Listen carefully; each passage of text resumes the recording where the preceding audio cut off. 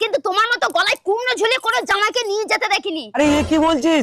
মিষ্টি আমি নিয়ে গেলে তোর বাবার সুগার হয়ে যাবে, তোর মায়ের সুগার হয়ে যাবে রে। ওই জন্যই তো আমি মিষ্টি নিয়ে যাচ্ছি না, ওই জন্যই আমি কুমড়ো নিয়ে যাচ্ছি।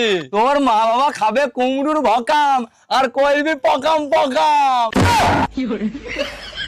ঘর তো পুরো নিপুংসা হার কিপটের বাচ্চা। আমি হারকিট পেয়ে গেলাম, আমি তো নিয়ে যাচ্ছি, একটা না একটা জিনিস তো নিয়ে যাচ্ছি নাকি। হ্যাঁ খুব হয়েছে, বেশি আর তর্ক কর না বুঝলে তো, চলো তাড়াতাড়ি চলো।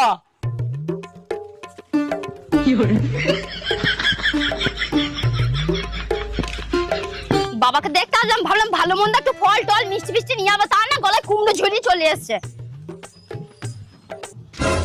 আরে বাবা জামাই, তোমরা হঠাৎ আমাদের বাড়িতে? এই দেখেন শ্বশুর মশাই, আপনার মেয়েই তো বললো আপনার নাকি শরীর খারাপ, ওই জন্যই তো আপনাকে দেখতে আসলাম। শাশুড়ি মা কুমড়োটা ধরেন, এলেন শ্বশুর মশাই।